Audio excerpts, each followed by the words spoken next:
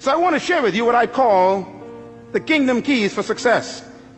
We are about to go through some crisis in this country and every country. Some of you will lose your job. Some of your business will collapse.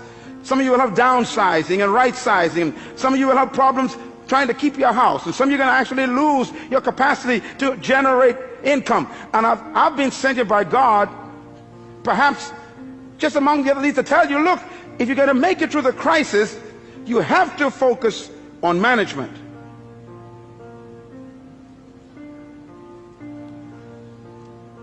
Here's God's successful key. Genesis 1:28 says these words, and the Lord blessed them, and God said unto them, be fruitful and multiply and replenish the earth and subdue it, and have dominion over the fish of the sea, the fowl of the air, and over every living thing that creeps upon the ground. Now, listen carefully, because this is really the heart of God's mandate. In Genesis 1:26, God says these words about you. Let them have dominion over the earth. In Genesis chapter 1 verse 28, God tells us how to do it. Dominion means to govern, to rule, to control, to manage, to lead. Now in verse 28, he tells us how to dominate the earth. He gives us the process. Please get your pen. You're going to write this down, because anyone who wants to dominate in the earth will have to follow God's simple process. First of all, the 4 keys or principles of success in God's program. Number 1, be fruitful. God never said to be seedful. The first command God gave man was to be what? Fruitful. It's impossible to produce fruit unless it was preceded by seed. God will never demand what doesn't exist already. So God's first command is to be fruitful. Now, when I looked at the word fruitful in the original Hebrew, it does not mean to have children. It shocked me. For example, if having children was the essence of God's command, then Abraham didn't do a good job with just one legitimate child.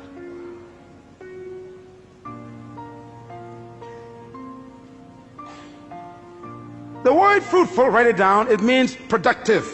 Be productive. God's first command to humans is be productive. That means produce something. Poverty is the absence of self-production. I remember when Jesus was laying on the floor one day eating, a woman walked in. It was illegal for her to do that where men were eating at that time, and she stepped over Peter, James, and John, and she came to him, and she took this beautiful stone bottle, and she broke the top, and she poured this ointment over his body, and she began to rub it into his flesh and into his feet, and the scent filled the room. And right away the men knew this scent indicates a quality of ointment that was very expensive. Matter of fact, it was imported from Egypt. They knew it. It was used for embalming bodies. It cost $12,000 to $13,000 US in our day. That's why they said this is a year's wages in one bottle. And they complained to him and said, sir, why do you let this woman waste this precious money on your body? And Jesus said something very important. They said it could have been given to the poor. His answer was, the poor you always have with you. Now, when I looked at the word poor there, it shocked me. It doesn't mean those who lack. It means non-productive ones.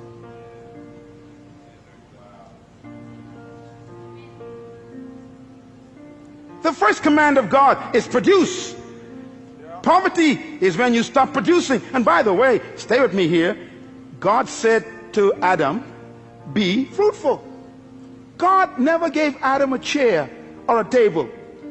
He hid them in the trees.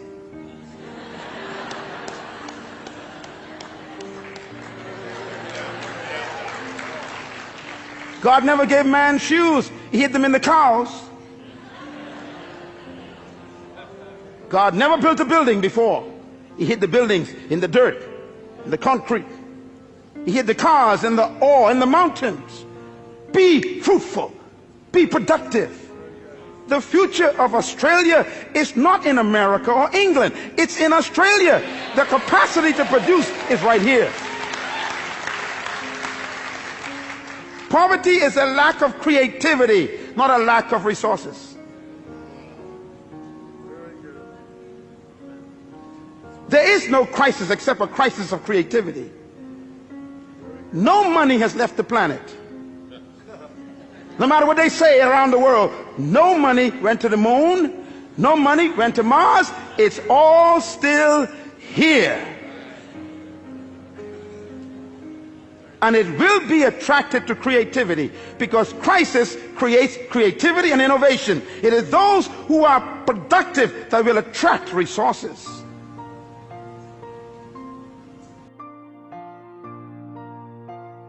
Is multiply.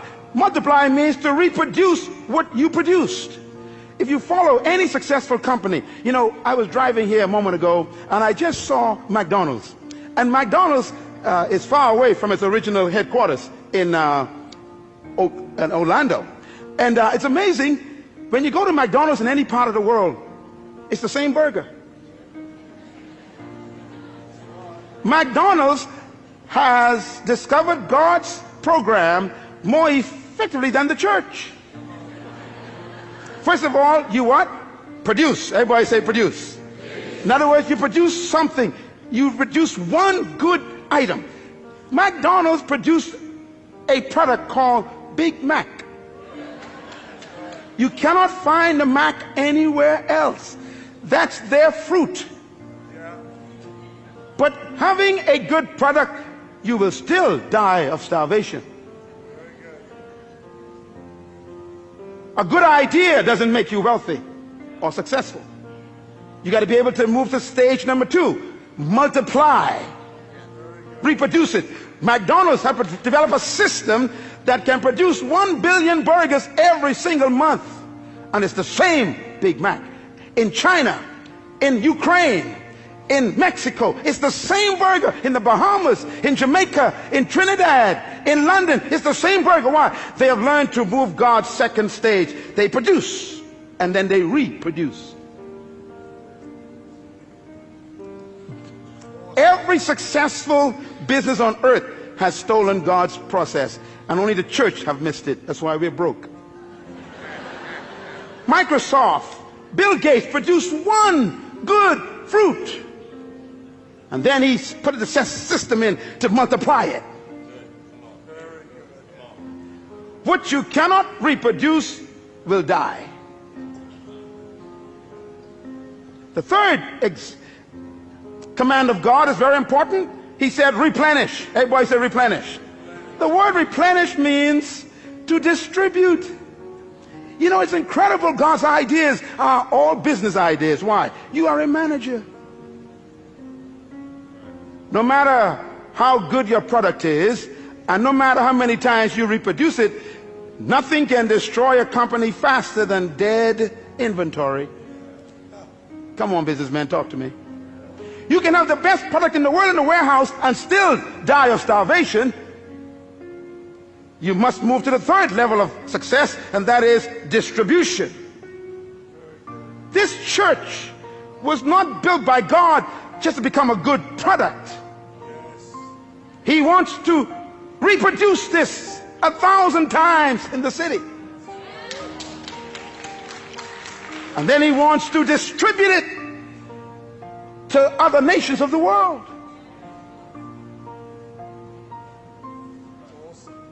Any company, anywhere in the world, who are successful have followed God's program. The fourth level of God's success management program is, he said, subdue. Subdue means to control the market. You know, McDonald's have no interest in competition. They are after domination. Yeah. If you are in business and you don't have a plan to dominate the market, get out of the business. Bill Gates is the wealthiest man in the world today because he was the most successful human so far in our generation who successfully followed God's program. He produced a fruit, he reproduced it, and then he distributed it in every computer, and he was so successful that the entire government was threatened in the United States. He began to dominate the entire computer market. So they called him into Congress, sat him down, and said, "You can't do this. You're too successful. You can't control every computer in the world." His success made him a threat. What are you doing with your gift? That's why I'm here today. You were born with a gift. Oh, I need 2 more sessions for this. This is too important. Listen to me. Your life is a packaged seed bag.